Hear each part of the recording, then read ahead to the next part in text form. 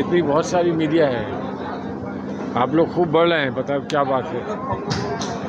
चलिए पूछिए, हम बात करें कुछ आपसे।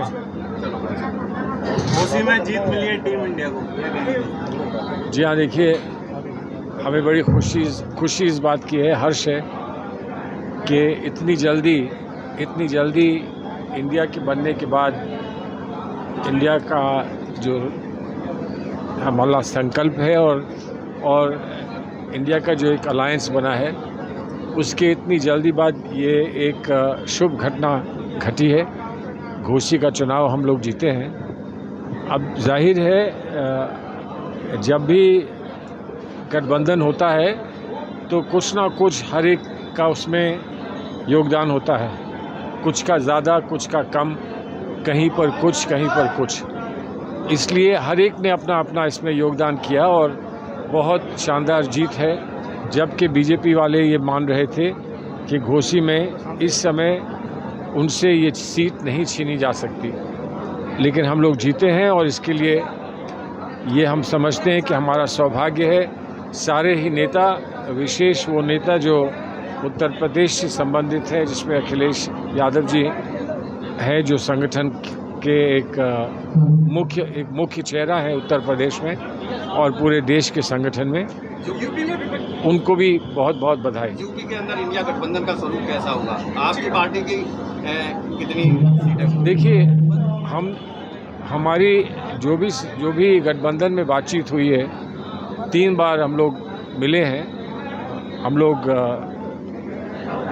3 बार मिलने के बाद हम लोगों ने एक निर्णय लिया था कि जहाँ जहाँ जिसका जितना बड़ा योगदान हो सकता है उसको वो योगदान करने का पूर्ण अवसर मिलना चाहिए।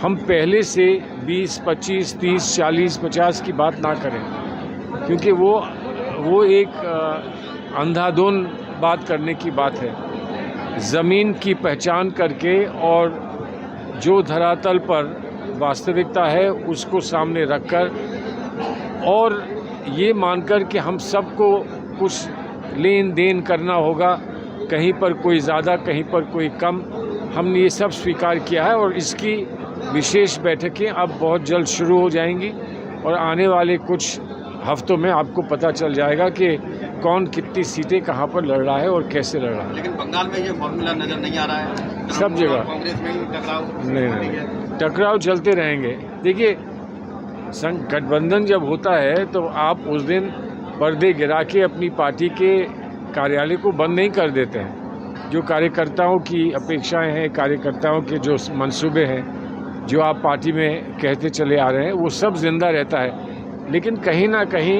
एडजस्टमेंट करना होता है। हम क्या एडजस्ट करें, कितना एडजस्ट करें, इसी के लिए तो चर्चा होती है, इसीलिए बातचीत होती है। लेकिन इस समय बहुत मजबूत इरादे हैं सभी पार्टियों के, चाहे वो बंगाल में हो, चाहे वो उत्तर प्रदेश में हो, चाहे वो महाराष्ट्र में हो, चाहे वो कर्नाटक में हो। सभी पार्टियां जो गठबंधन में आई हैं, उनका एक बड़ा मजबूत संकल्प है कि हम लोग इसको कामयाब करेंगे और उसके लिए हमको जो भी कुर्बानी देनी होगी वो हम देने के लिए तैयार हैं। इंडिया अलायंस के कई मुख्यमंत्री रात्रि भोज में सम्मिलित हुए हैं। वहीं पे कांग्रेस के मल्लिकार्जुन खड़गे को निमंत्रण न देने से राहुल गांधी नाराज लग रहे हैं। क्या राहुल गांधी इंडिया अलायंस में अकेले पड़ रहे हैं? नहीं, तो बहुत सारे लोग नहीं भी गए, बहुत सारे लोग गए, बहुत सारे लोग नहीं भी गए। हमने इंडिया अलायंस की ओर से कहीं कोई घोषणा नहीं की थी कि हमको नहीं जाना है, हमें अलग रहना है। देखिए, राष्ट्रभोग जो होता है, जो राष्ट्रपति की ओर से दिया जाता है, उसका दलगत राजनीति से उठकर भी एक महत्व होता है। दुनिया देख रही है और दुनिया देखती है और उसमें देखती है कि हर एक ने क्या उसमें अपना रोल अदा किया है। तो जो जिसको सही लगता है वो अपनी समझ से वही निर्णय लेते हैं। हमें दुख है, अवश्य दुख है इस बात का कि खारगे जी को, मल्लिकार्जुन खड़गे जी को नहीं आमंत्रित किया गया। और कोई टेक्निकल बात वो कह देंगे कि इसलिए हमने आमंत्रित नहीं किया कि वो अभी वो लीडर ऑफ ऑपोजिशन नहीं है, कि आपकी संख्या नहीं है।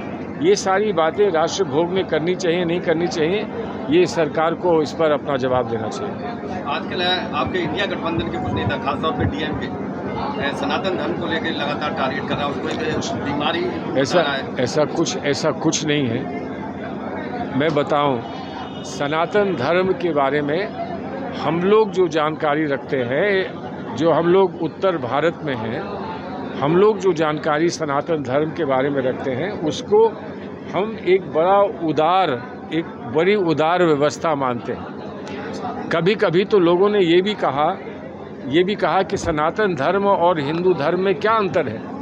तो हमने हमेशा यही कहा कि हिंदू धर्म जो है वो सनातन धर्म से ही उत्पन्न हुआ है। सनातन धर्म जो है एक व्यापक धर्म है और इसमें कहीं कोई विरोधाभास नहीं हो सकता।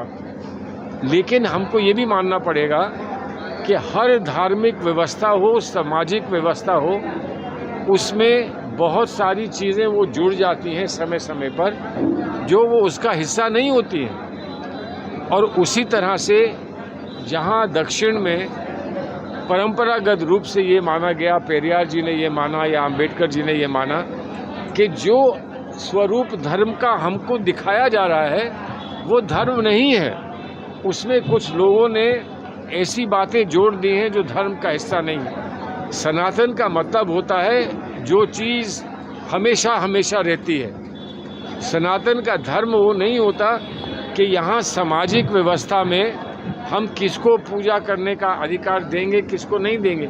ये बातें बात की हैं। उन बातों को लेकर अगर किसी ने विरोध किया